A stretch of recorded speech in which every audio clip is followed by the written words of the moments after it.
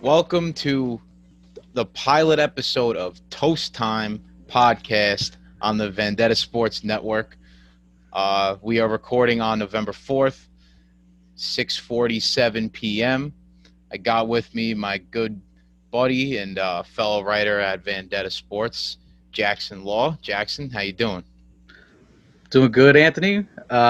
It's weird that we're actually here doing this because it just kind of started as an inside joke Yeah, right. that we kept talking about, and then we are like, "Man, that would make for a good podcast." And so here we are. That's Got a right. got a lot of nice, good toast puns Yeah. for people out there In case today. anyone wanted some, in case anyone needed some good toast puns for the upcoming weeks, we got you Yeah. covered. All right. Well, we'll kick it off here with what I like to call our buttery, burnt, and extra crispy segment. So first, we'll go into buttery. So I got my buttery players of the season so far. These are guys that have been doing pretty well. You know, no issues with them. So first up for me is I got Aaron Rodgers of the Green Bay Packers. He's had a great season so far. Yeah, he had a little hiccup last week against the Vikings, but that was more of the Packers' rush defense just getting absolutely obliterated by Dalvin Cook. And he's had a pretty solid season and kind of like getting back at the Packers management for not getting him a wide receiver and like a really stacked wide receiver draft this year. And they went through the trade deadline, didn't get anybody there either. So I think he's just going to come out strong as he always does. Um, he's just had a really good season, and think he's putting together a dark horse MVP candidate. What do you think? Oh no, he definitely is. In fact, when I wrote a few weeks ago about the MVP race, and he's up there. It's him and Russell Wilson, I think, are the two right now. And depending on who you talk to, and depending on how they end the season, maybe Tom Brady's in that category. If his stats can keep going up, and then Patrick Mahomes is also kind of quietly having another great and amazing season. But yeah, I think outside of kind of depending on where the Seahawks and where the Packers finish, then yeah, I think that Aaron Rodgers definitely has a great shot. And you're right. When really their two losses this year, the one loss where he did play pretty bad against the Buccaneers, I didn't see that as anything more than just a bad day at the office. Everybody has those. No one was expecting the Packers. I don't even think anyone on the Packers was expecting them to have a perfect and undefeated season. And Right. for Aaron Rodgers to come out here and to just, outperform absolutely every single quarterback that he went up against. And then this past week, yeah, they could not stop the run. Dalvin Cook beasted and feasted this past week. But yeah, no, definitely.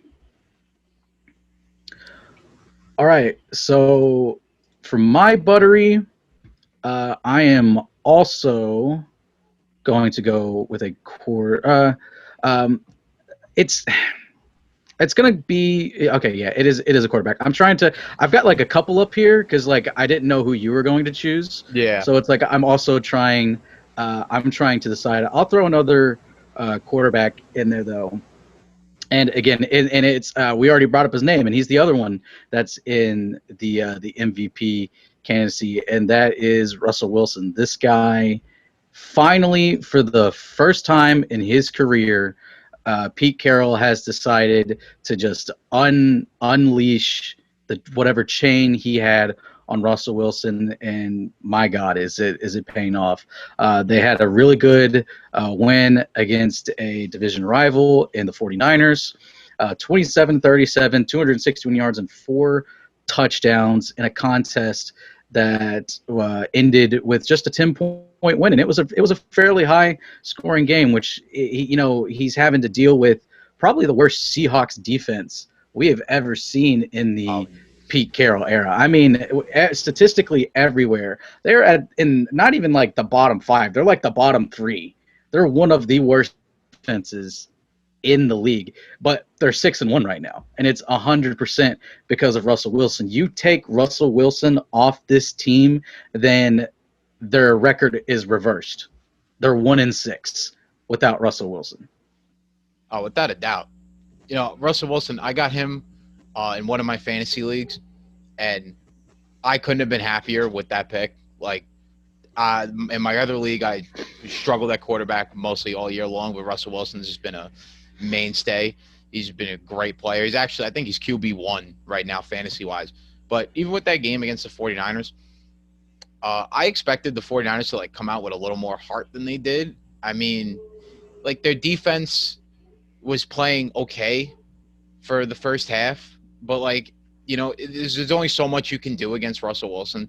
Like I've watched a lot of their games because they've been getting a lot of national time this year, and it just seems like no matter how bad that defense is, Russell Wilson like he doesn't even care. Like he's not one of those quarterbacks that's gonna like go into the presser and be like, well, I put up 40 points. Like I really don't know how we lost this game. Like he's just like such a positive guy. Like his defense could go and give up 3 straight touchdowns, and he'll just be like, all right, guys, come on, we're gonna score here, and they do. They do every time.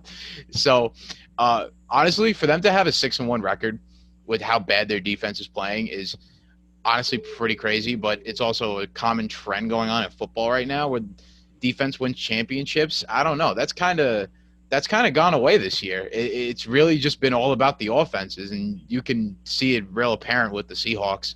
They got the best offense in the NFL, but probably the worst defense in the NFL, and they're 6-1.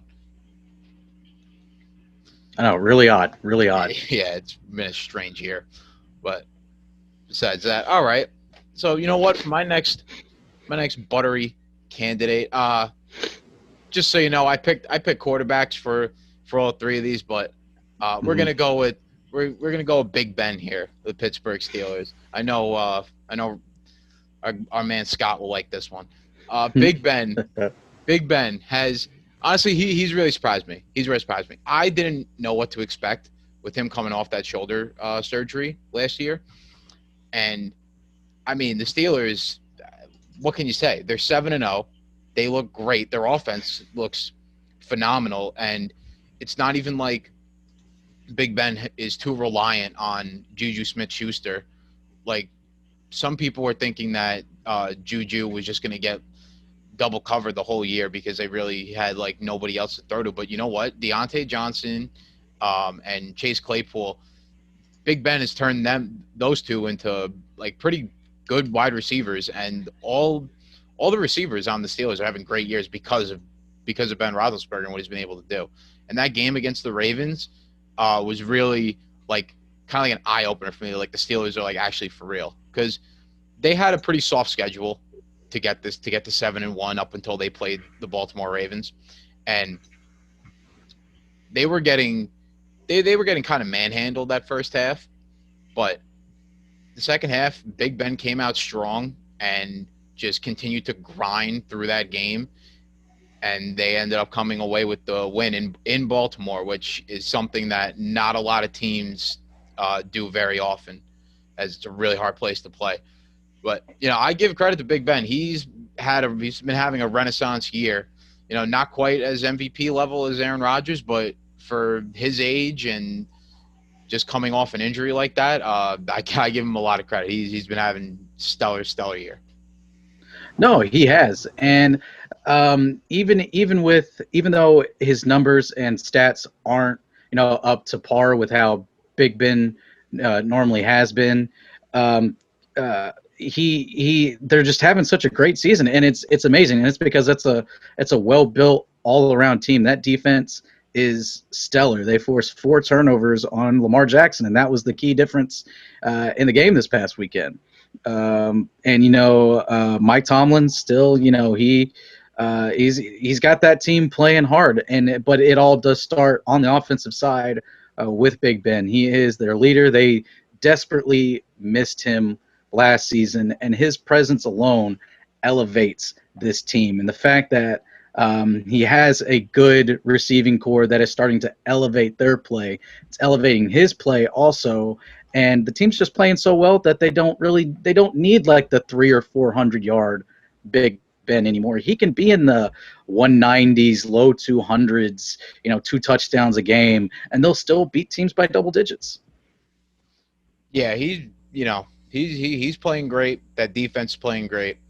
Uh, Steelers are a little bit of a surprise this year, but you know what? I give it credit to them. They're always a good team. It just really comes down to whether they can win those big games, and so far they have been doing it. So keep it Yeah, up. it'll be interesting to see when they play the Ravens again. And there's Yeah, like one other game on their schedule that's kind of like a question mark. But yeah, the rest they've got a super easy schedule. super So easy. it's like not out of the realm of possibility that they end this season like 14-2 or 13-3, Yeah, no, not which totally. no one would have had them up that. I think people would have had them at 9 or 10 wins at maximum. So my next buttery pick, I'm actually going to go with the coach, and I'm going to go with Brian Flores. This Dolphins team, despite the fact that they do not have that great of a roster, they're 4-3, and they're coming off a really good win against the Rams. That's a game that they were not picked to win, even with despite the fact that they decided to start Tua, and I really wasn't on board with the whole starting Tua just yet, especially his first game against this Rams defense. And one of the first plays, he gets from one end, gets strip sacked by Aaron Donald, and gets smacked like really good from the as the ball is getting stripped from him. So he got welcome to the he got a that Rams defense really welcomed him to the league, and he statistically didn't have a great game. But that defense is playing well. They're making the plays where they need to, and Jakeem Grant and that special teams unit, they're making big plays. They're scoring in other ways, and that's the key. They're the number one scoring defense in the league right now, and they're one of the top defenses overall in points allowed per game, despite the fact that they're 4-3. I don't think anyone as I thought the Dolphins would be in this situation, but they are, and they with each week their schedule gets a little bit easier. They've got about the next 4 games. Then they play the Chiefs. Then they play the Patriots. Then it kind of lightens up a little bit again until like the last 2 games of the season. So it's not out of the realm of possibility that this team goes from projected to win about 5 games to being a playoff team and even competing for the AFC East title. Yeah, absolutely. Brian Flores, I've always liked him. I thought that he was gonna be like a good coach. Like you could tell that his Dolphins teams prior, like last season and the season before. How long he's been the coach for 3 years now?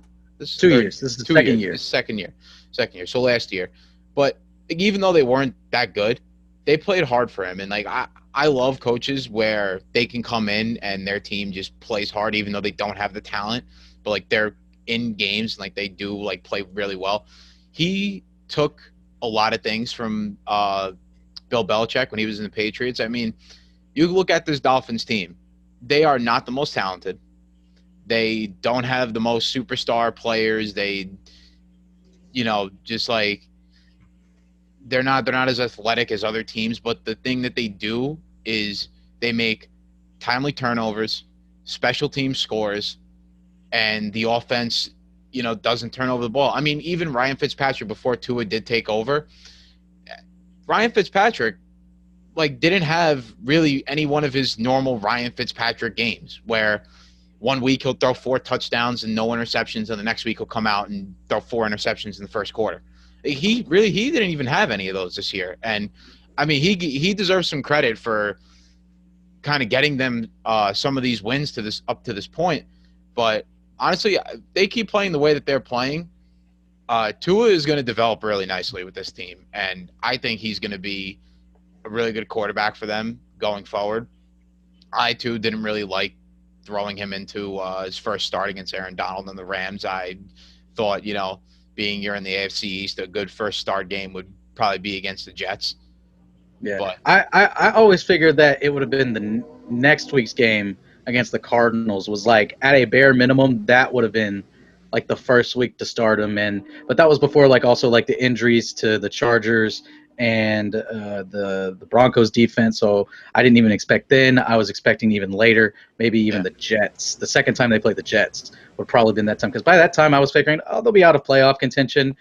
You've got nothing to lose. Just let the guy go out there for 3 or 4 games and gain that experience. But he stood in there. He turned the ball over once at the beginning of the game, and he did his job by just taking care of the ball the rest of the way and letting the defense do the work.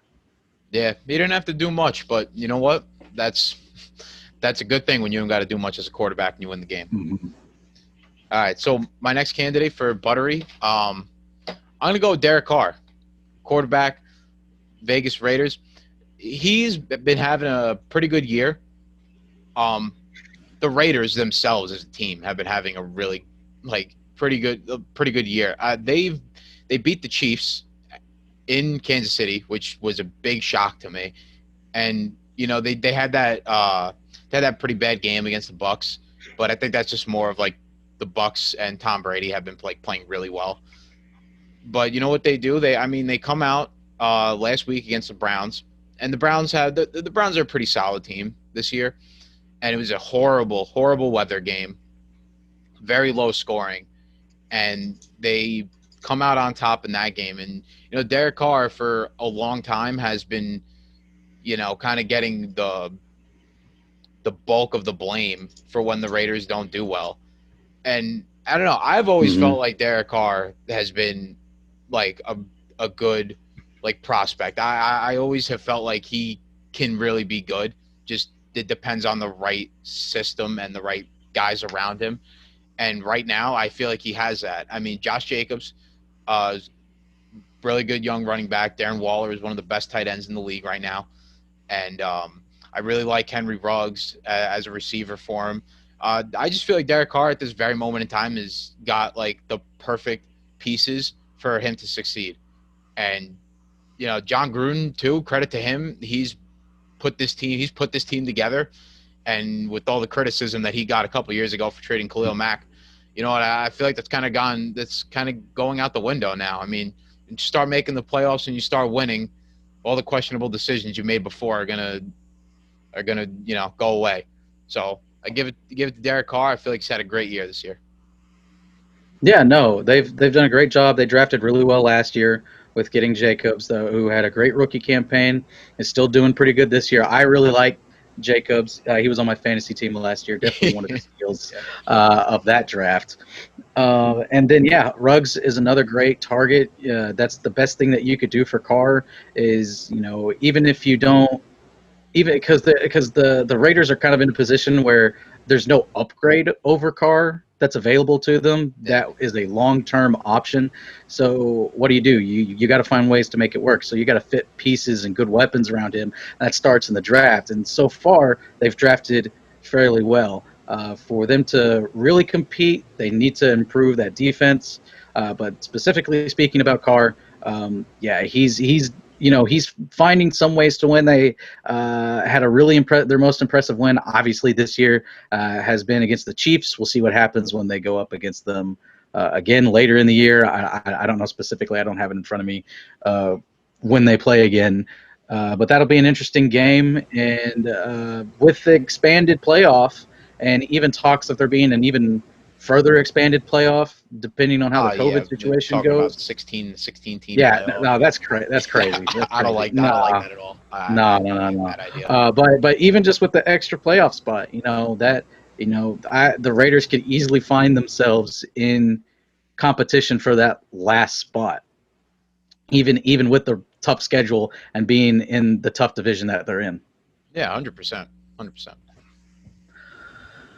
My turn. Okay, so my next or my third buttery pick, I'm going with DeAndre Hopkins. And man, Bill O'Brien, I almost forgot his name. That's how much I didn't care much for him, and that's how far out of my mind he's removed now. Uh, but O'Brien, man, did he really screw over the Texans? For one, I'm thankful for it because as a Dolphins fan, we get their number one and number two pick this year. And right now, it's looking like it's going to be a top five pick. We may be a playoff team or a potential playoff team. We got a top five pick. That's great. Thank you, Bill O'Brien. But and DeAndre Hopkins seems pretty happy too because he's landed on a pretty great roster. His stats so far this season 57 receptions, 704 yards, 3 touchdowns. The touchdowns statistically, it may be like whatever, but he is having a really great season. And even though they were on a bye week this past week, I look at him up there with like DK Metcalf as like the top two receivers in the league right now, with AJ Brown being really close behind them. It was a great pickup, 100%. No one out there can even try to argue the other side. The Cardinals won this trade, and Kyler Murray is playing and looking exceptionally better with DeAndre Hopkins out there. And does poor Deshaun Watson, is he struggling? And they almost traded away Will Fuller too. They couldn't get a deal done with the Packers, which Yeah. but which probably would have gotten done. The Packers probably would have gotten that done had Bill O'Brien still been there. Oh, 100%. Bill O'Brien would have traded Will Fuller for like a 7th-round pick. Exactly. No. but yeah, D Hop having a great season. He's one of my favorite guys in the league, and I'm happy he's on a team that's, again, bye week this past week, but coming off a great win against the Seahawks, and they look like a playoff team, and they look like if they continue in this trend, then they're a couple years, they're maybe like 2 years away from being legitimate Super Bowl contenders. Yeah, absolutely. D Hop, I love him. He's on one of my fantasy teams, wide receiver 4 right now, and he's been doing great. And Kyler Murray has also had a great year because D Hop got there. I think we had this conversation in the Slack, I think like towards a couple weeks ago, where we were saying look at what D Hop did for Kyler Murray's development. Like, Kyler Murray took one of the biggest jumps from rookie to second year player that, like, I mean, I can't even remember a player like that took that big of a jump besides, I mean, Patrick Mahomes. But Kyler Murray's been having a great year because of D Hop. And you can go and look around the league at young quarterbacks that don't have superstar receivers like that, and you could see how bad they're struggling. I'll give you some examples. Daniel Jones, Sam Darnold. I mean, Deshaun Watson. I mean, come on, man. You take away the guy's number one receiver. He's struggling. Bill O'Brien just ruined that Texans franchise for years. They're going to completely waste Deshaun Watson's prime, and it's really sad to see because he's a good player. He's a great player. I feel like he really has MVP potential, but if you don't have the players around him, there's really not much he can do. Yeah, wasted those picks on Kenny Stills and Tunsil, the dude that got, Larry Tunsil, smoking his gas mask. Yeah, gas mask bong. Oh man. Oh, poor Bill O'Brien. What a waste. What a waste. All right, so next we're gonna have a burnt toast segment. All right, this is gonna be where we're gonna start ripping into players. I got a couple here that I just. This is a fairly negative podcast. Fairly negative. We got the positive stuff out of the way, and it's only gonna go downhill from here. Love it. All right, let's get this started. My first one, Jimmy G. All right, everyone was calling me crazy yesterday, especially Trey. Trey told me I was insane, but I was saying Jimmy G, this season and even last season, he's not the quarterback for the 49ers. Jimmy G has played terrible this year. And, like, honestly, I don't want to hear about his high ankle sprain that he's now out for. He got benched twice throughout the season, midway through that Dolphins game where they were getting absolutely What's stomped. His name? Muller? Who's their backup QB? Backup Nick Mullins. Yeah, Mullins, that's his name. Yeah, that's the thing. Like, and look at what happened last week. Jimmy G got taken out of that game against Seattle because he got hurt or he re-aggravated his injury. But they were down like 30-7 at that point. It was looking like they were just going to get absolutely blown out. Nick Mullins comes in the fourth quarter, throws for over 230 yards and 2 touchdowns in one quarter. That was about 3 times what Jimmy G was able to do in the first 3 quarters of the game. And, like, Nick Mullins almost brought them back to win. Like, he at least made it a close game, 10 points, if you want to call that close. But honestly, to me, I just don't see Jimmy G as that good of a quarterback. I mean, the 49ers, all they do is they want to pound the ball with their plethora of running backs they got back there, Moser, Coleman, uh, McKinnon, and play hard-nosed, stellar defense like they did last year, which got them to a Super Bowl. The only thing Jimmy G has to do is just not play bad for them to win. He doesn't have to be Tom Brady, but he can't be he can't be terrible either. He's just average to me. I feel like the 49ers would be much better off with a guy like Sam Darnold, who may be available soon. I'm a big believer in Sam Darnold. I just think that he just needs to get out of the gates of hell, which is which is what a lot of players which is what happens with a lot of players. They get out of the gates of hell. They find God pretty much. Pretty much, yeah. Like, look at Ryan Tannehill is the best example of that, just to go off on a tangent there. But Ryan Tannehill leaves from Miami, goes to Tennessee. He's having career numbers in Tennessee once he broke free of Gase. But yeah, go on, continue.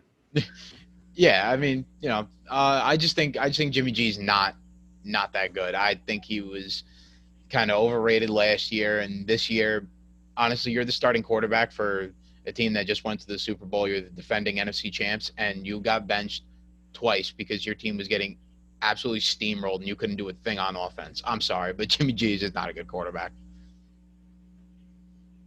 Yeah, I mean, it's also another one of those scenarios where it's like the team is okay enough to where they can compete, because obviously they competed last year, and made it to the Super Bowl and were up in the Super Bowl. It's just Kyle Shanahan, great offensive mind, just can't close games. Just have to go back to Atlanta for that, one of the greatest chokes ever. And 28, Dan 28, Quinn is the easy scapegoat in that, which he was an awful coach to begin with. But Kyle Shanahan was the offensive coordinator for that Atlanta Falcons team, couldn't get it done. But yeah, and it's you obviously, and they can't give up on him right now because they've given him so much money. Yeah. And they have, like I said, they really have nowhere else to go right now. But in the context, especially of like the segment, then yeah, he's kind of, once he gets healthy again, plays a little bit more this season, if it's nothing, or if they think, oh, it's a lost season, we'll just save Jimmy G the next year. He's had injury problems so far in his tenure with the 49ers. That has to be taken into consideration when looking at the future of your franchise. And of course, in Jimmy G's case. So I would not be surprised if next year, if they find themselves again in that 500 range, a game below 500, and the rest of the division is taking off, except for maybe the Rams. We'll talk about the Rams here in a second, actually. Yeah. But yeah, I mean, I definitely get where you're coming from. And next year, if they're in that same spot, then I think you do have to look at a future without Jimmy G. Yeah. And like I said, so to me, Burnt. Speaking of that division, speaking of that team, Jared Goff. Oh my God. Man, it's just like, statistically speaking, his numbers aren't necessarily bad. They're not terrible. I mean, he's 65% completion, 2,100 yards, 13 TDs, but 6 interceptions. He had a lot of turnovers in that Dolphins game. His decision making is getting worse. He is not a good quarterback. I wish people would realize that. Is like, this is all Sean McVay's doing. And now the rest of the league is starting to catch up to Sean McVay, which is why the Rams have struggled. Like, they scored only 17. And as much as I say, as great credit as the Miami Dolphins are, as their defense is not great personnel-wise. They play hard. But just looking at some of the scores, even with them being 5-3 this season, it's just, I have no real faith in Goff. And again, they're kind of stuck. They've given him a huge extension. He's gotten them to a Super Bowl, so obviously people close to the team, people within that organization, feel like that he's got to be their guy moving forward. But you can put up all the pretty stats you want if you can't win games as the game gets down to the wire. Can you be the guy that helps lift your team over the edge? And Jared Goff is not that type of quarterback. No, I fully agree with you. Jared Goff, like he had he had what one like really good season when they went to the Super Bowl Yeah, against the Patriots, and outside of that, I mean, he just has and then dropped an egg regressed. in the Super Bowl. Yeah, please, that the most boring Super Bowl I've ever seen in my life. Mm-hmm. Oh, please, it was a field goal fest. Just he he just isn't good. Like the Rams, it kind of sucks because Sean McVay is such a good offensive coach. Like he makes Jared Goff look so much better than he actually is.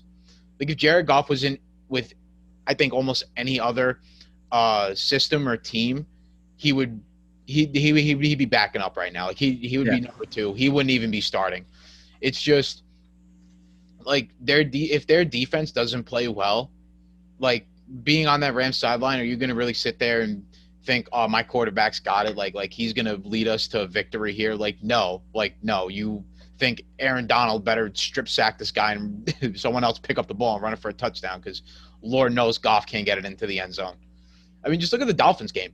Like that first half, you're playing against a rookie quarterback. The Dolphins defense isn't that great. I mean, like they're not the Steelers defense, and he had two interceptions and two fumbles lost in the first half. I mean, like what top tier starting quarterback does that? And that's just the thing. Jared Goff is not top tier. I don't even think he deserves to be a starting quarterback in this league, but he's just not good. And the Rams, if they want to get over the hump, they either got to get him better or look in other places eventually. But Agree, 100%, 100%. all right, so my next up on my burnt toast, we're gonna go to my team, and that is the New York Football Giants, and this man Daniel Jones, or as you want to call him, Danny Dimes, or as I like to call him recently, Danny Pennies, because he hasn't gotten up to dimes yet. I just I got so much to say about this guy, but I'll keep it short. Kind of. Daniel Jones, I'm sorry. I didn't like the pick when we did it originally. Hated it. There was no way, shape, or form that we could have not got Daniel Jones later on in that draft. Why in the world we spent a sixth overall pick on him was ridiculous. Like who in their right mind in the NFL outside of boneheaded Dave Gettleman is looking at a quarterback from Duke as as a top 10 pick? Nobody. And he was like, oh, tons of teams had their eye on him. I said, yeah, probably. They probably had their eye on him like midway through the third round. But it just put like a ton of pressure on the kid, and his rookie season was like it was decent. Like we had that like magical debut where he came out and beat the Mm-hmm. Bucks, and he won another game. He won another game after that, but he just turns the ball over way too much. Mm-hmm. And the problem is between year one and year two is like that aspect of his game hasn't gotten any better. Like it arguably it's actually gotten worse. And like that just can't happen. Like you just cannot do that.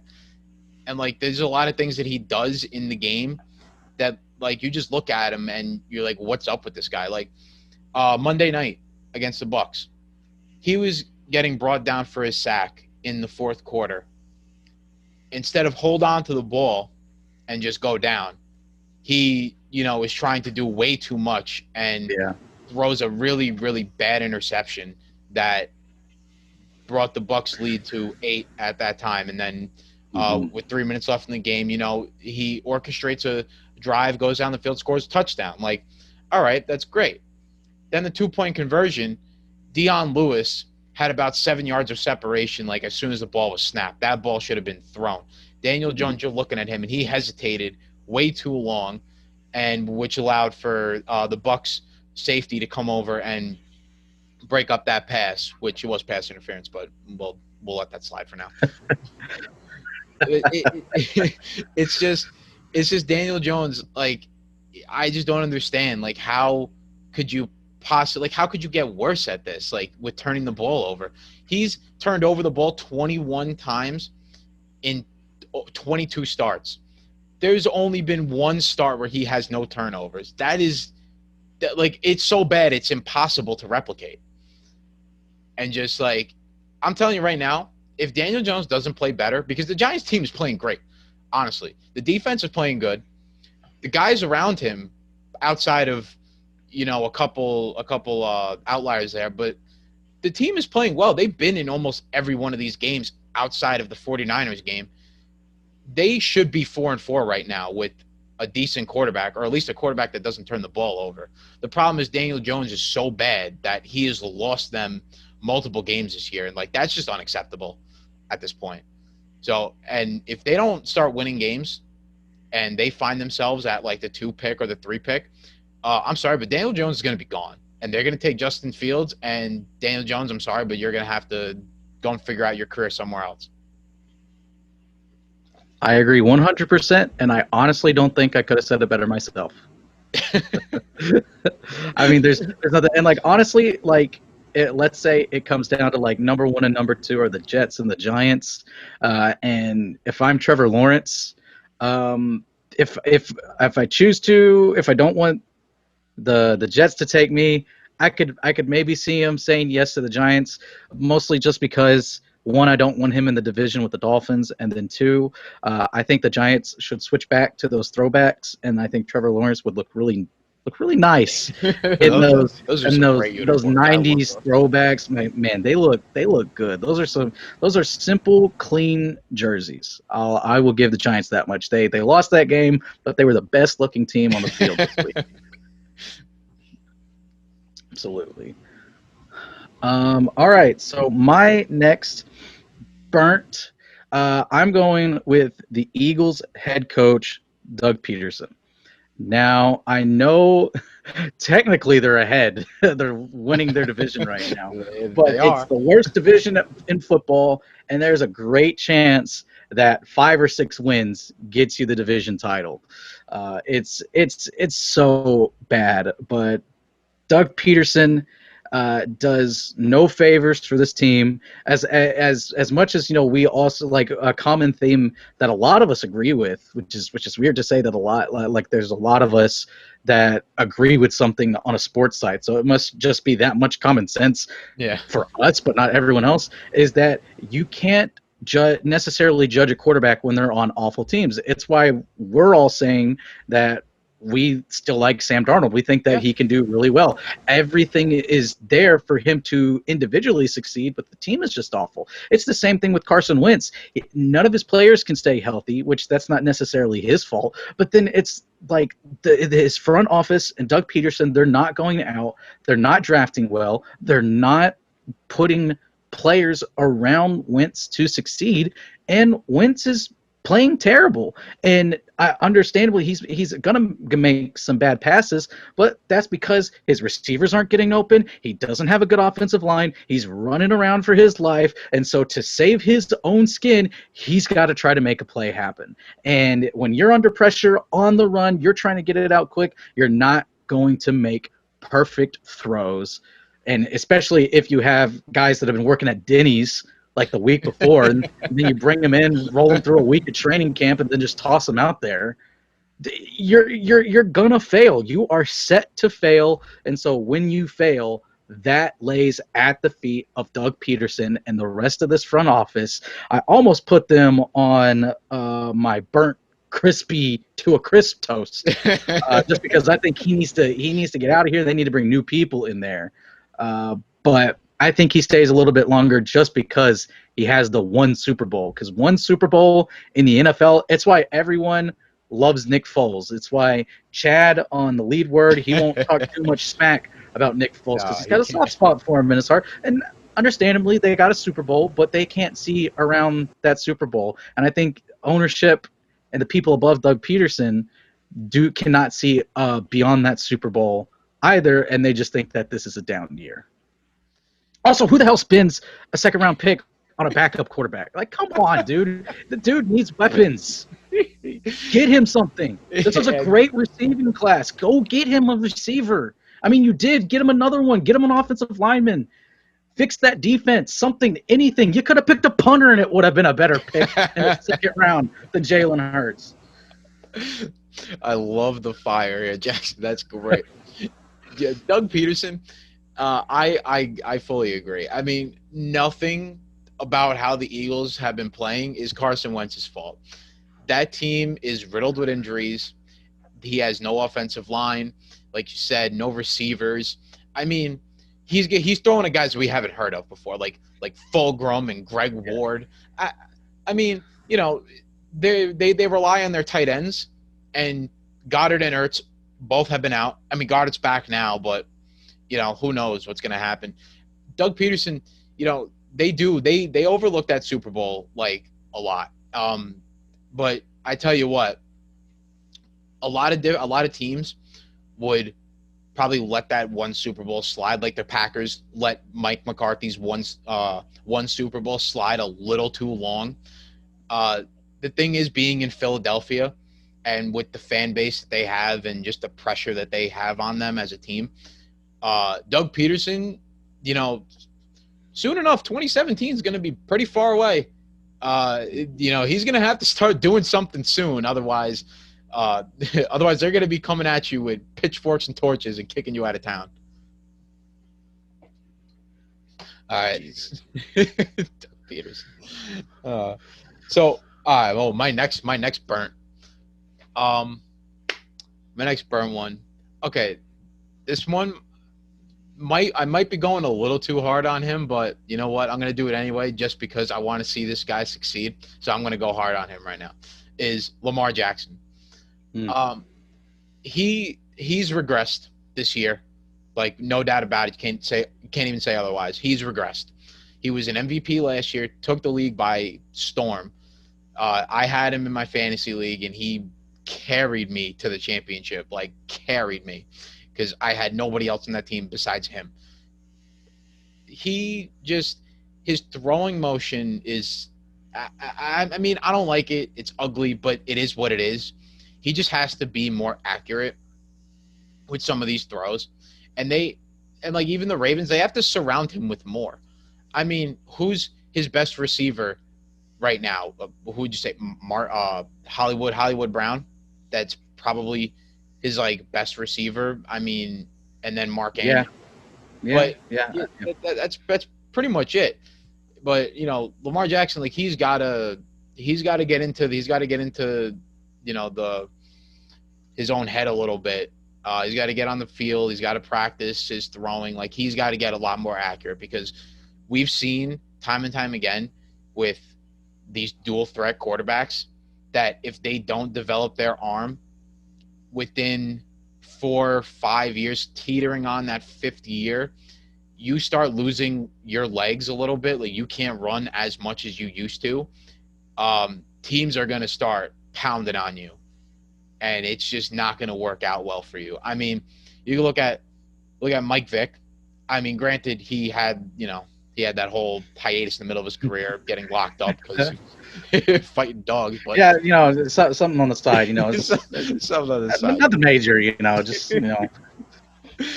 But he came back, and after a while, like after like one good season with the Eagles, he was done. His legs were done. He was never that great of a passer, but you also look at Colin Kaepernick, another guy who took the league by storm with that read option offense with him and John Harbaugh. But you could see, like, once he started to lose his legs, Colin Kaepernick wasn't as effective anymore as he used to be. And I don't want to see this happen to Lamar Jackson. Like, I like Lamar Jackson. I like his story. I like that everyone doubted him and he won an MVP. The Ravens took a chance on him. I love it. I want to see him do more. I want to see him get more accurate. I want him to show me more with his arm. Like, I know what you can do with your legs, but you got to show me that if you're standing in the pocket, you can make the throws that NFL quarterbacks have to make to win games. No, I think you hit the nail on the head. I thought you brought up a really good point when you said that everybody doubted him and then he got his MVP. If he hadn't gotten his MVP, then he's still a great story about a guy that no one believed in.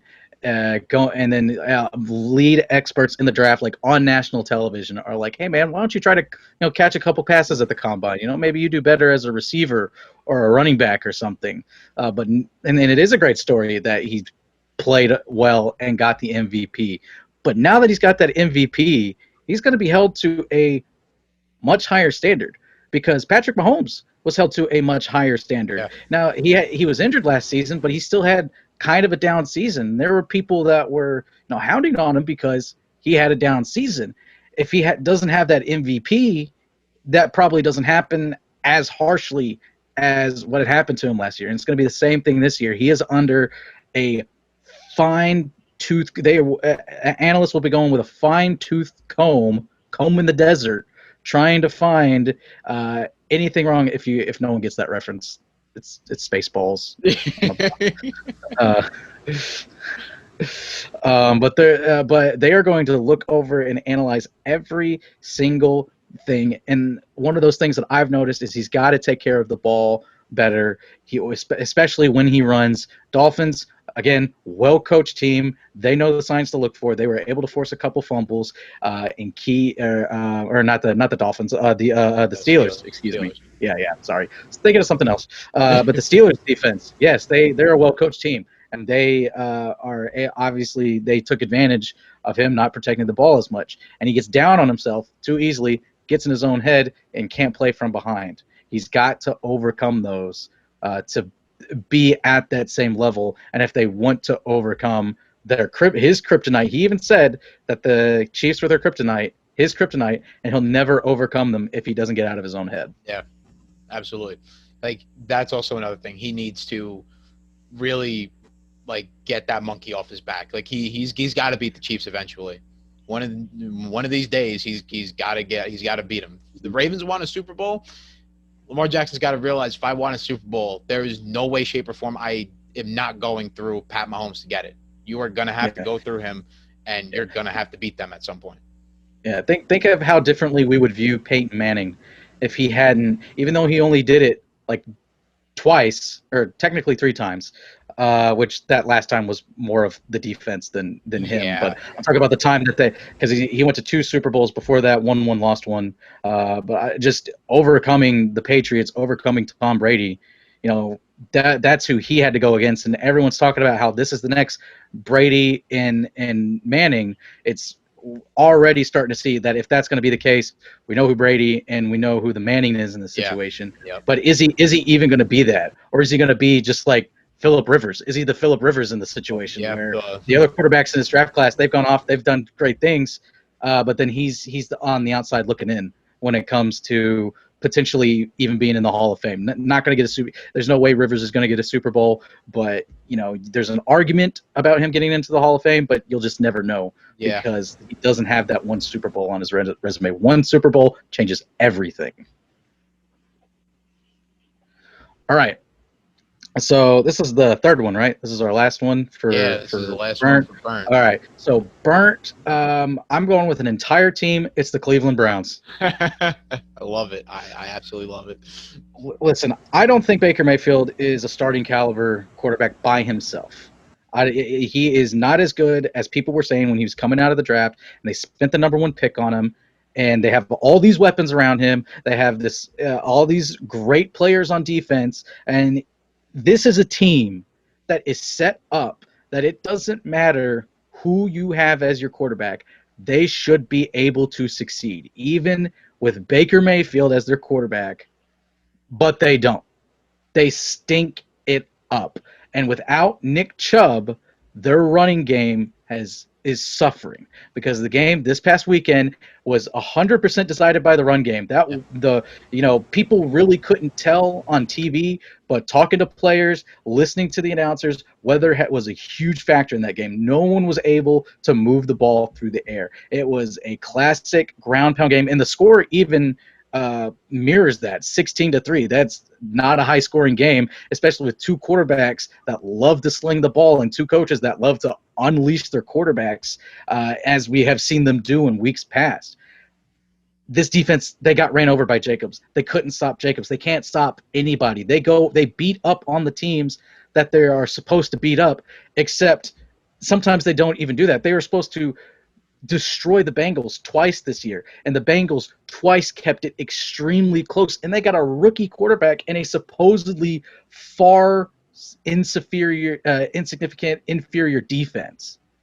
There is no excuse that this team should be as bad as they are. Now I know they're 5-3, and I know that it looks like they may get into the playoffs, but again, they're a part of that division that's got a fairly easy schedule outside of their division, and they've got to play the Steelers and the Ravens some more, and they got absolutely destroyed by them. I just do not understand.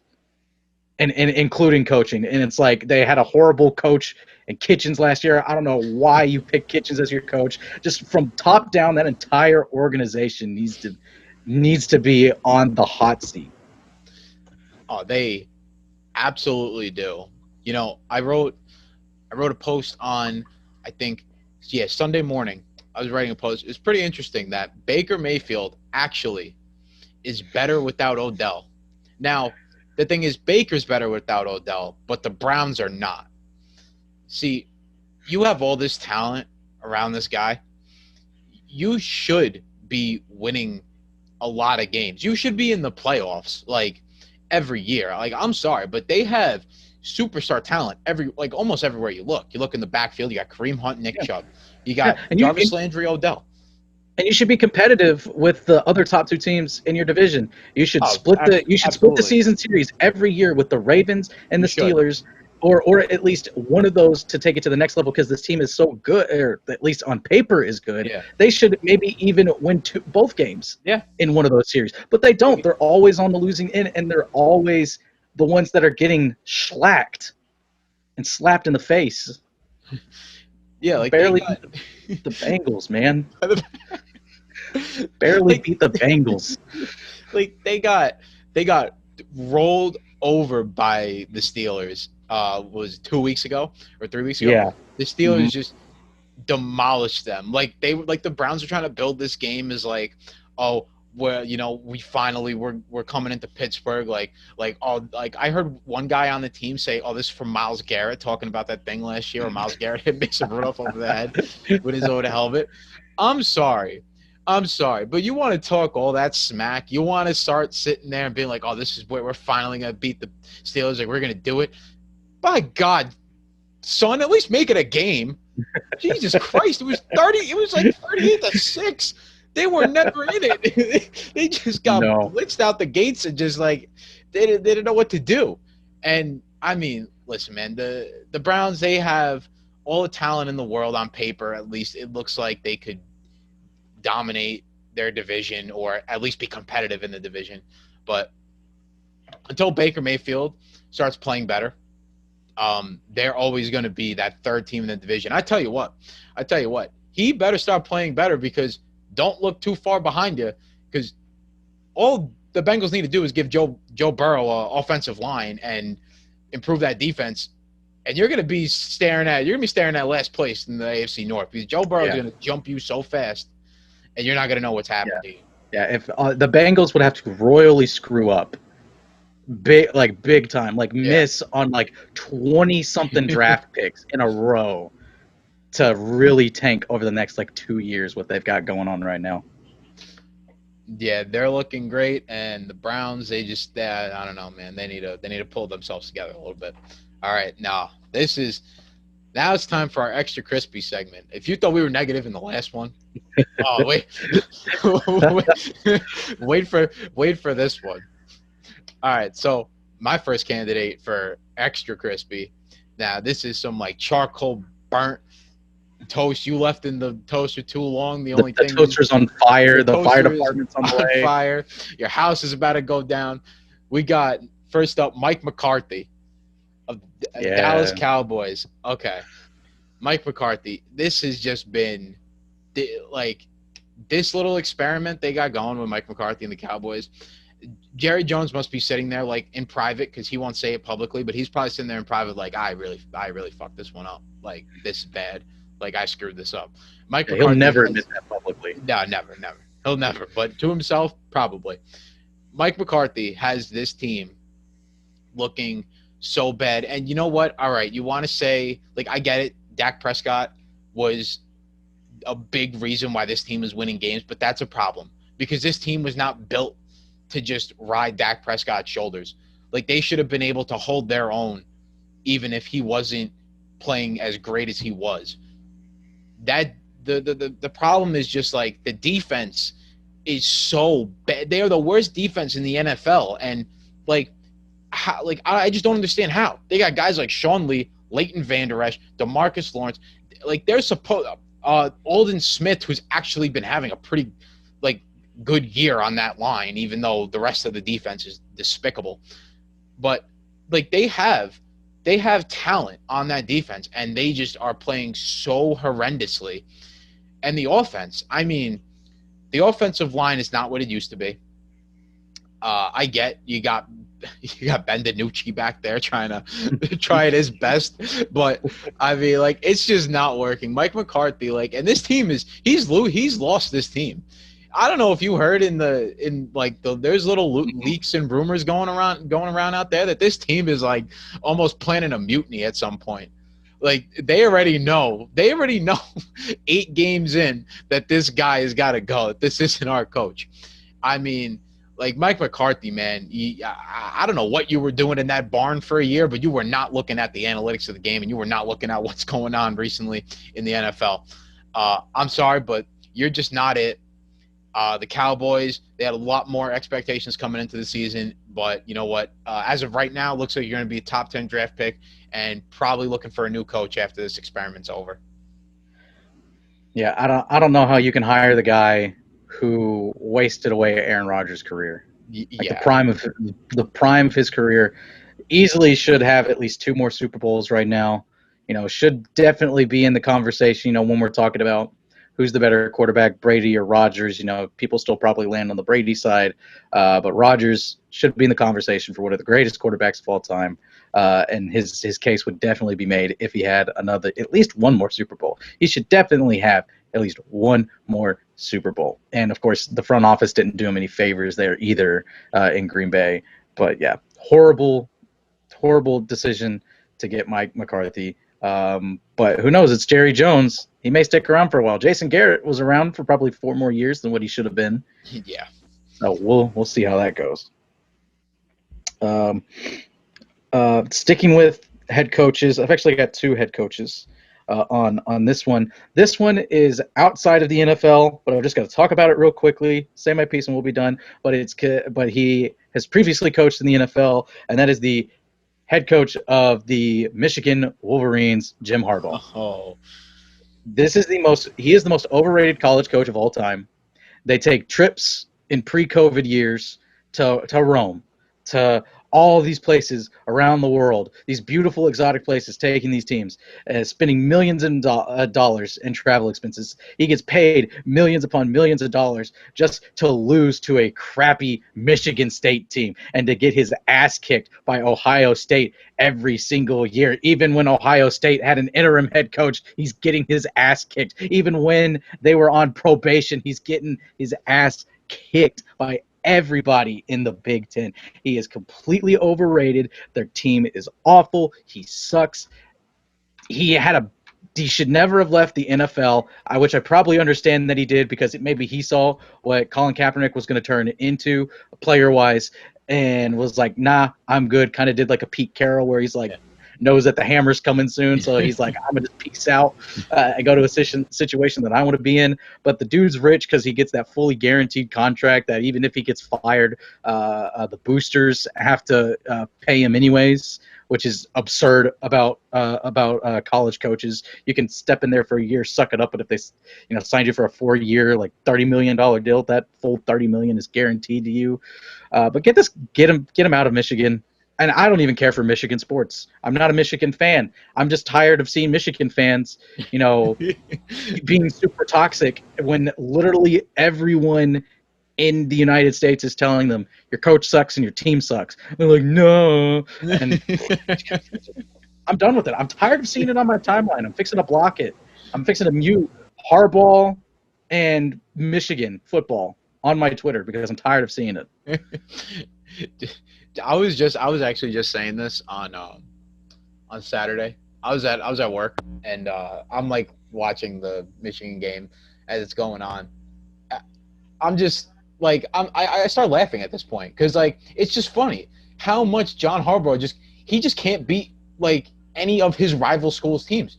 I'm sorry, but you're a college head coach. College, your rivals are more important than any like professional like of the rival teams. Your college rivals, those are so bitter and so passionate by the students and the fans and the team itself, and you just consistently lose to every single one of your rivals. You get your ass handed to you by Ohio State every year like it's religion. Like I don't even think Ohio State even cares about this rivalry at this point. It's just you guys are just so tired of getting their ass kicked by them. But it's not even a rivalry because they're getting their asses kicked. It's not a rivalry. You got to go back and forth a little bit sometimes for it to be a rivalry. It's not a rivalry. It's just another game on the schedule for Ohio State. and then Michigan State. Like how in the world do you lose to Michigan State, man? I mean, they just lost to friggin' Rutgers. You got a team that just lost to like Rutgers winning a Big Ten game.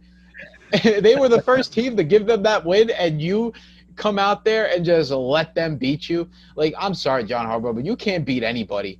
I mean, you went up against Nick Saban last year in one of those bowl games. Nick Saban had like a bunch of guys that didn't even play. He probably didn't even care about the bowl game because all Nick Saban wants to do is get to the playoff, and if his team doesn't get to the playoff, he don't really care.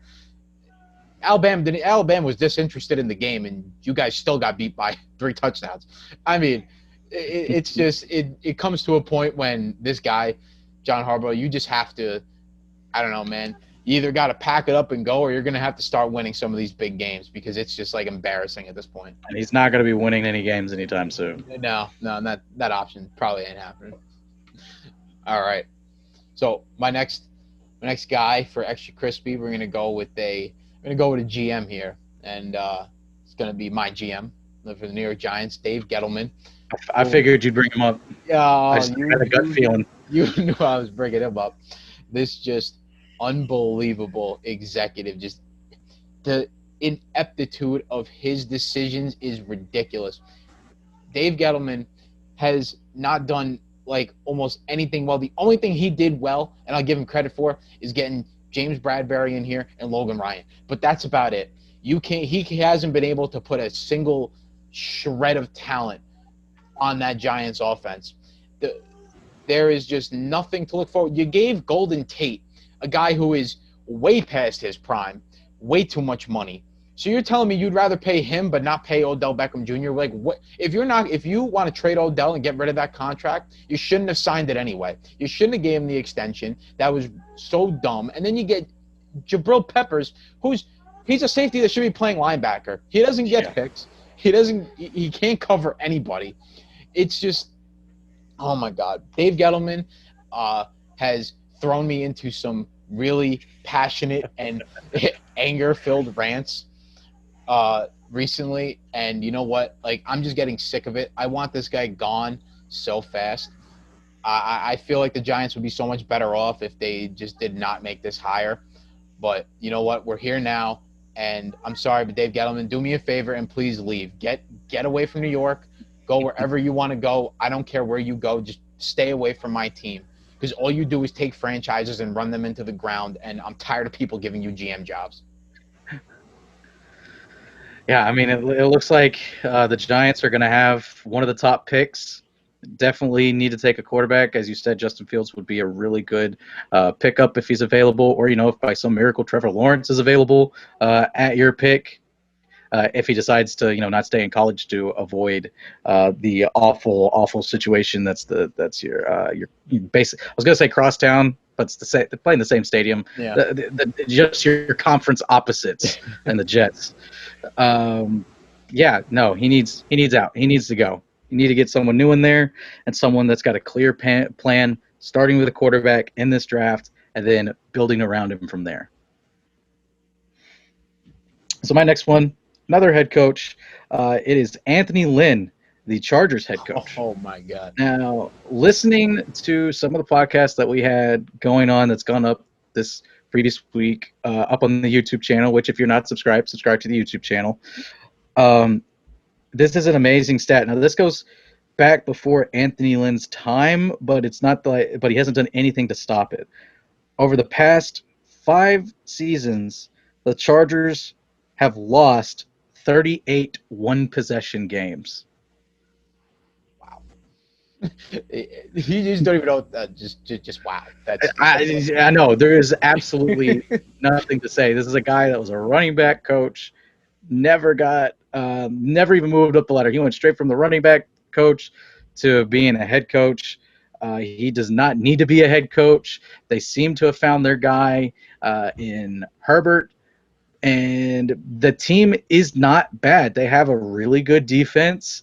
Austin Eckler is a really good running back. Keenan Allen is one of the top under the radar receivers in the league. It's not a name that you hear every week, but when you look at the stats to end the season, he's one of the top 7, top 8 receivers in the league. And he's been doing it consistently his entire career with whether if it's been with Rivers or even now with a rookie quarterback that a lot of people weren't expecting a whole lot of. Even I wasn't expecting a whole lot of Herbert. I didn't think that he had the tools to succeed, and so far he's proven me wrong. Now we'll see what happens the rest of this season and as we get into next year. But if you want to maximize the chances of Herbert being good or just good enough, you need an actual head coach in there, someone that is going to coach this team better, someone that's going to inspire this team better. So Anthony Lynn needs to go. yeah. And it's honestly just my mistake for ever betting on the Chargers, because that's what I did Sunday night. I bet on the Chargers. I had a little parlay going, and I was doing well with the Saints game. I'm like, all right, Saints gonna win. I'll be good. I'm looking. I see the Chargers were up like 10 points. I was like, and it was like midway through the fourth quarter. I'm like, oh, I'm good. No worries. Go look back on my phone after the Saints game's over. I see Chargers lost by 1 point. I said, I just threw my phone. I said, all right, well, I guess this is not working out. I, man, it's hard to lose all those one point, one possession games. Like, it's actually almost impressive that they've lost this many up until this point, because it's like one way or another, like you'll stumble into a win, but like they just are it's the Chargers and the Falcons in no particular order in terms of choking away wins. I'll tell you that. Oh man. All right. My next one. You know what? This guy's my favorite head coach in the NFL, and for reasons not pertaining to football, just because I love making fun of him and I love ripping on him. We got no other than the Gase of hell, Adam Gase. There we go. Here we go. He just this week it actually the GM Joe Douglas had like a little press conference and had the audacity to say that Adam Gase is part of the solution for the Jets. I mean, see, this is what makes it easier for being a Giants fan. Like, we're in this era of like struggling right now. It makes it easier that the team that also plays in our stadium is equally as bad, if not probably worse. Oh, And worse, 100%. way worse, way worse, way worse. I was going to give him a little benefit of a doubt, but no, they're way worse, way worse. Adam Gase has not only ruined this team from the inside out, but like he's just not a good coach. He's just not a good coach. I don't understand how you could see what he was doing with the Dolphins and then take him and be like, "Oh, this is definitely our guy." Like, I don't know how you could do that. I mean, you look at Ryan Tannehill. Like, because of Adam Gase, everyone thought Ryan Tannehill was like not even a starting quarterback in the NFL, and Ryan Tannehill almost had the Tennessee Titans in the Super Bowl alongside with Derrick Henry pounding the rock. And you know what, Ryan Tannehill, it's not even like he came back down to earth. The guy just like stayed elevated and has continued to play really well. And you could say that about every single player that gets away from Adam Gase. Robbie Anderson's been great away from Gase. Jamal Adams finally got away from Gase. He finds himself on a 6-1 Seattle team now. It's just Gase just takes players and their potential and sucks the life out of it. And just fuels his own life force. Like I think of Adam Gase as like the demon of losing. Like if you are cursed to lose every game if you have this guy as your head coach, and he just has to go. It's over. I'm sorry, but he cannot have another head coaching job. He shouldn't even be a coach of any coach anywhere of any team anymore. Just please, Adam Gase, just go away and stop making Jets fans want to jump off the Tappan Zee Bridge or the George Washington. Just go away. Yeah, and man, that if the owner was being serious about like, hey, Gase is our guy moving forward, then you just stabbed and shot and kicked and punched and set ablaze the heart of every Jets fan in the United States and overseas, if there is such thing as Jets fans overseas. There may be, I don't know, but I don't know. But this is just a dumpster fire of a franchise. It's always the New York franchises Yeah, of too. course. Like I don't know what it is about the New York franchises, but man, you're supposed to be like this, this big time market, but the Giants are the only one that have done anything. So at least you're on the right side That's of true. of That's of true. New York sports. You got the Giants, but no, Gase has got to go. I was so happy when the Dolphins decided to part ways with him. It just was not working. And those were some great teams. I mean, they weren't the best teams, but the potential with them was there. The hype was around them, and he just could not inspire them to play any type of football. And I'm glad he's gone. He's the Jets' problem now, and they're in our division. So now I like Adam Gase being in our division, just not with our team. Oh man. Because you took Dave Gettleman from me, I put him on my list because I was just like hey May, I don't know, but so I'm actually all of mine will be head coaches now. Looking at my list that I made, I'm going with Matt Patricia of the Detroit Lions. This is a dude. He just can't coach this Lions team. I can't gauge this Lions team. It's so hard when I do my weekly betting picks. I do not know. I don't think I have gotten one game correct this season that the Lions have played in. Whether it's not I've gone against them and they've won or covered, or I have put my bet on them and they lost or they didn't cover, regardless of what the situation is. And I know the Lions, they're just not a good football team in general, but Patricia is keeping them there locked in at not the bottom of their division because Detroit fans thank God for the Vikings right now and Kirk Cousins, but Stafford is just a stat guy. He's Matthew Stafford, and I don't see this team with Patricia doing anything. He's just going to be another failed coordinator from the Belichick tree that's going to fade out. And I think, sure, finish the season with him. I guess that's fine. You guys aren't going to go anywhere anyway. But just he needs to go. Your team's not going to go anywhere. They're not going to get any better with him calling the plays and being in the draft room. So you got to do the logical thing and just cut ties and try to find another coordinator out there to run your team. Yeah, Matt Patricia. I actually, I had him originally, but then changed it to. I actually changed it to Mike McCarthy. Let me think of one a little crisper Yeah. than Matt Patricia. But yeah, Matt Patricia. He's way past that point of can he do it? Like this Lions Mm-hmm. team. I get that they're like I don't know. They're weird because you're right. You can gauge them because this season like I don't know. Like they've played well in some games and they won, and then they lose. Then they lose games that like they really shouldn't have. It's just hard to gauge them, and Matt Patricia just, I don't know. He just can't coach his team to be anything better than what it is currently, and that's just a mediocre, bottom dwelling team, and they've been this way for a long time. And like you said, uh, Matt Stafford, I'm sorry, but he's not going to win you playoff games. Like he's going to go and have these like ridiculous, like out of the blue 5,000-yard passing seasons, but that's just because they're down the whole time, and all he does is Yeah, throw it's the ball. garbage. It's garbage stuff. They It's don't run all the just football. it's all garbage points, and Trust me, I got DeAndre Swift on my team. That dude got the ball like one good game this year, and I'm like, yeah, DeAndre Swift, great running back. Love him out of Georgia. He's gonna be great. Nope, he's on the Lions. oh, and even speaking of the running backs in the lines, the first couple of weeks of the year, they were giving Adrian Peterson the ball like it was 2012. I Adrian know. Peterson was having 25 attempts a game. I'm like, this guy.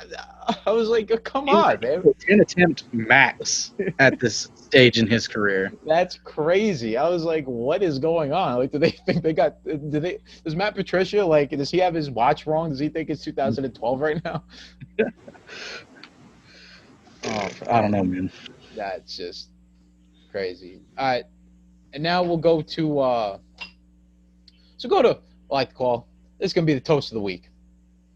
I like pick out the worst player of the week in our opinion, or whatever. So I'll get into it. I'm going with Baker Mayfield. We talked about him before, but this guy, I'm sorry, you need to start performing. Like you have too much talent around your team to like to make excuses. Like you have no excuse to be honest. You have no excuse to be performing the way you do constantly. Uh, there's just no reason for how bad he plays unless it really is that he is just a bad quarterback and not an NFL QB. And it's really not that hard to believe because the Cleveland Browns can never ever ever get a quarterback right in the draft. So I don't know. I see him as fizzling out very soon.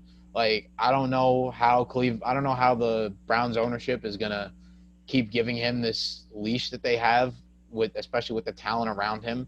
Like if I like me as like a Giants fan, I wish they had that talent around Daniel Jones because it would at least make Daniel Jones win some games. But Mm. Baker Mayfield just he's just underperforms week in week out, and I mean he's got to get it together soon, or I think the Browns are going to go in a different direction.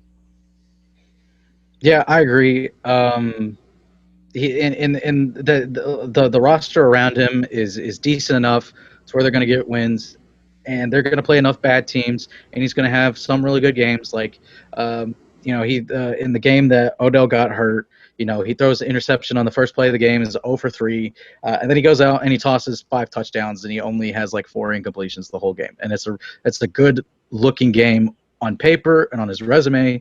And I think he continues to have a couple of those games where he has flashes, but that's just all they are. They're flashes in the pan. They're nothing more than anomalies that are going to continue to convince this front office that he's our guy. He just needs a bit more development or some better coaching, or we need to get more weapons around him in the draft or trade picks to get someone that's established. When that's just not the case. When you just if anything, you need to at best package Mayfield, another player, and some picks, and try to move up and try to find a stud. Maybe a year or two down the line, I can't foresee who's going to be the top quarterbacks coming out of the league in the next couple of years. But no, you're going to have to move on from Baker. I would honestly move on from him after this season. I don't know. Maybe you can find a steal later in the draft, or maybe, like I said, you can trade him. You can trade up and maybe get one of the 3 better quarterbacks in this draft if you really like one of them. But yeah, I would move on from him, but I don't think the Browns will. Yeah. Not yet, at least. Not yet. Mine's gonna be another quarterback, and that's gonna be Nick Foles. Ooh. Talked about him a little bit earlier in the show. Soft spot for all Philadelphia fans everywhere. But somehow this man has made Mitch Trubisky look like the second coming of Joe Montana. Like after I don't think it was this past week. I think it was the week before.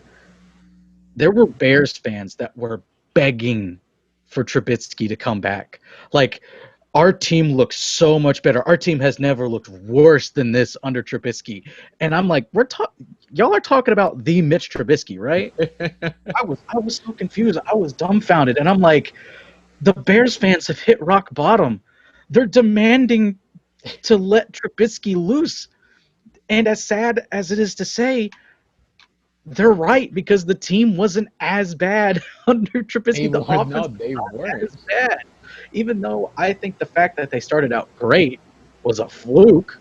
They hadn't really played against that many great teams. They have one great win against the Buccaneers this year, and that's it. Everyone else is below 500 and not a playoff team.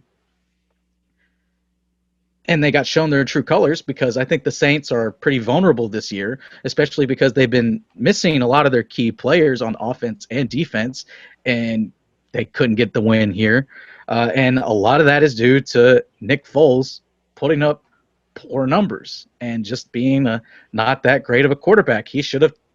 Uh, he somehow tricked the Jaguars and the Bears to give him some good money when he was fixing to retire and become a preacher. He goes and wins a Super Bowl and gets his money. Kudos to him for that.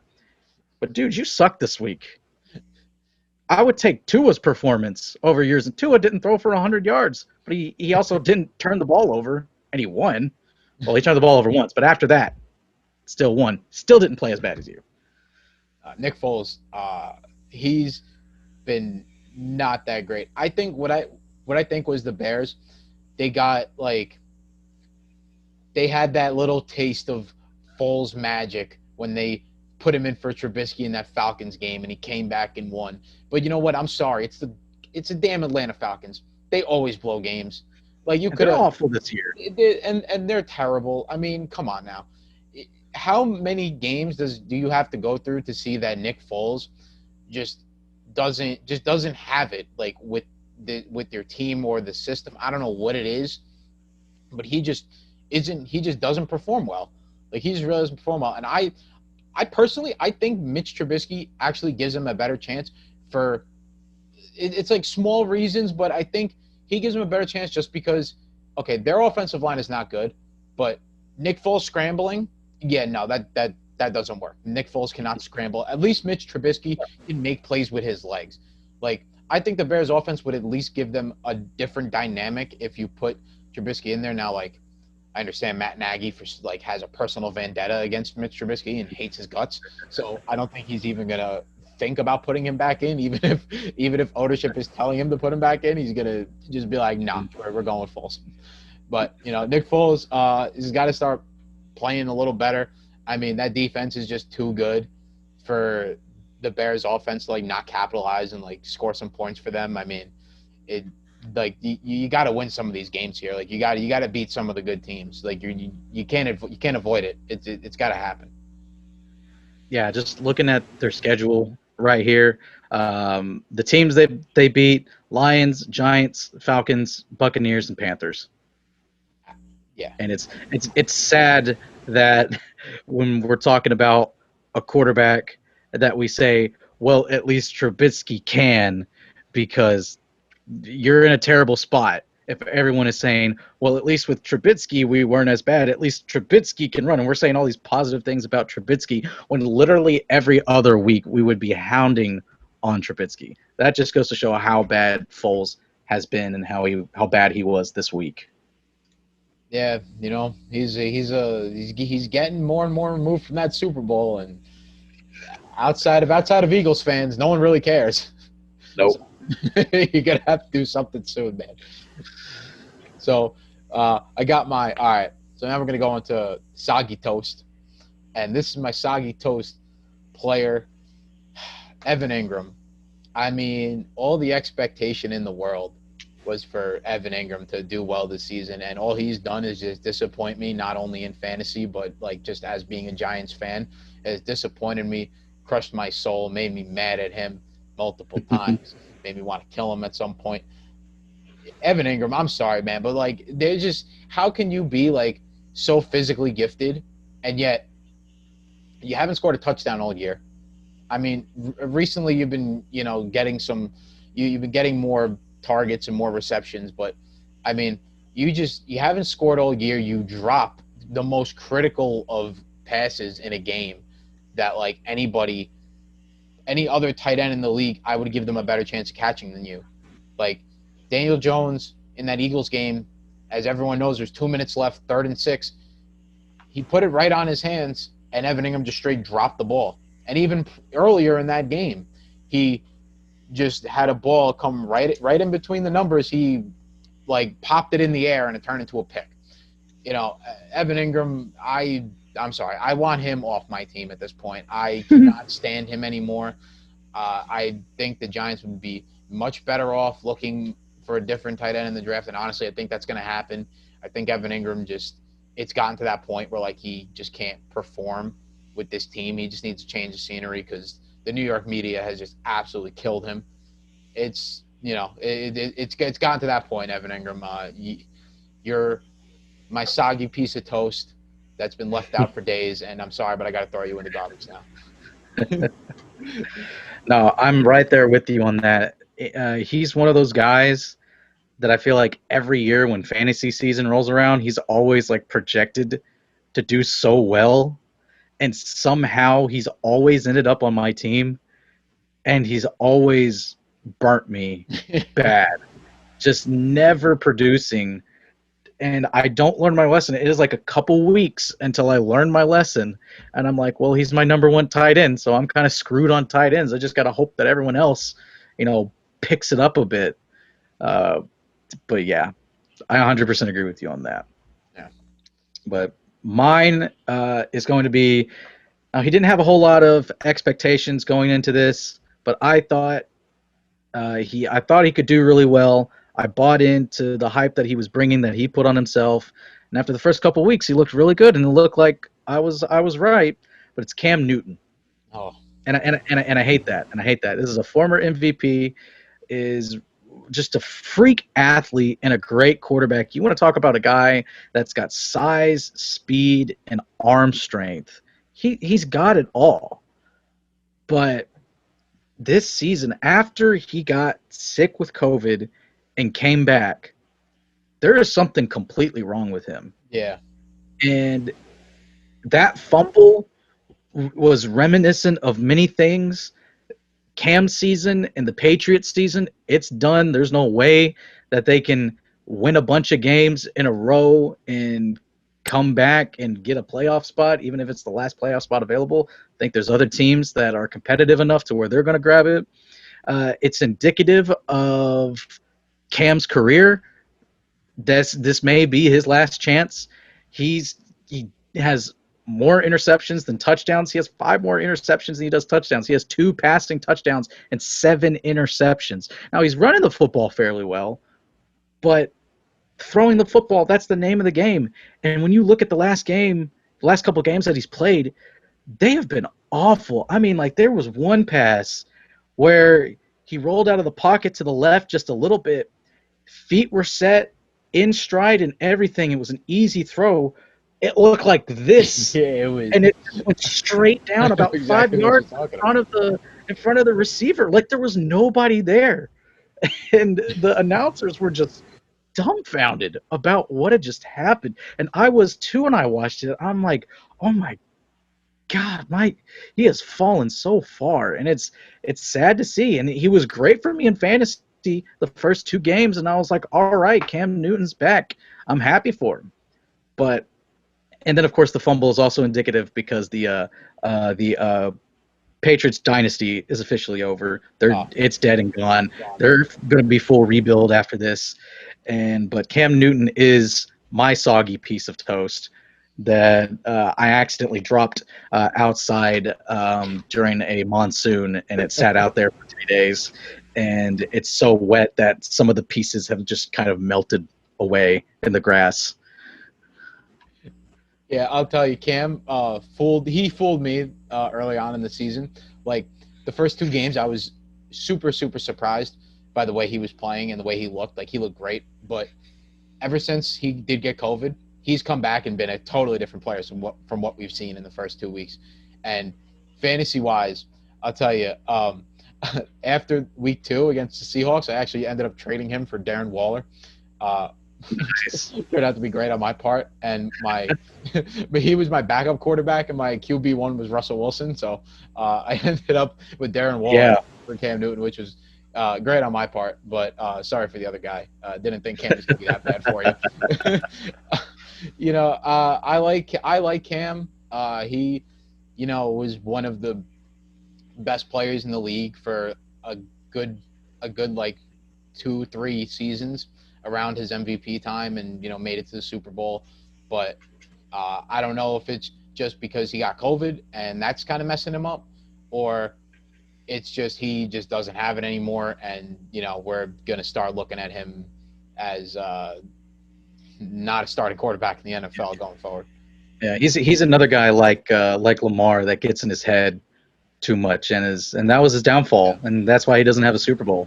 Is after that fumble, he just kind of gave up on yeah, himself that and was it. everyone else, and like I said, he just gets too down on himself and he can't bounce back.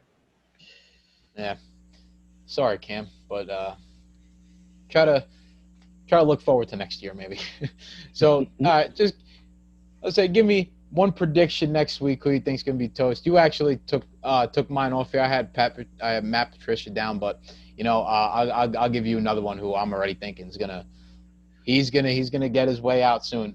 Golden Tate, Golden Tate.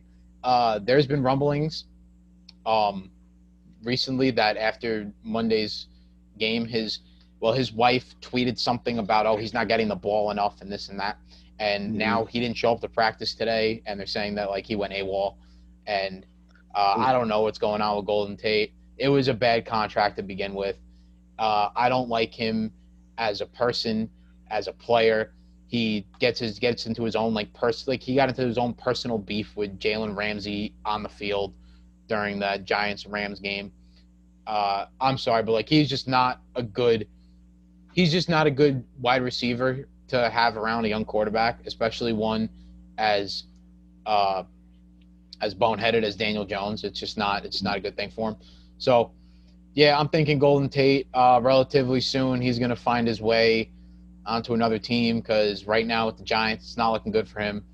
Uh, I think we've had enough of our prima donna receivers, and especially not one that's way past his prime. Yeah, attitude is a huge thing. It's why when Le'Veon Bell, his final two teams before he made the decision to finally go to the Chiefs, the Dolphins were really the other team that he was looking at. I mean, because the Dolphins were willing to, apparently, according to reports, were willing to throw some pretty good, a pretty penny, some wads of cash his way. I mean, it's Miami, it's a beautiful city, beautiful people. Who doesn't want to like spend the tail end of their career there and possibly retire there and live there for the rest of their life? But his attitude, I didn't want his attitude near anywhere that locker room. I did not want him to taint Tua in any way. Same thing with you, young quarterback. These are important, games, and they look up no matter who it is, what position they play. Even the quarterbacks look up to the vets in that locker room, and all it takes is one bad voice to disturb a locker room and cause chaos and cause huge rifts in teams. And a perfect example of that is the tear that Antonio Brown has gone on basically the past 18 months. When Yep. you talk about his final days with the Steelers to everything that went on with the Raiders and then the Patriots. So I agree with that 100%.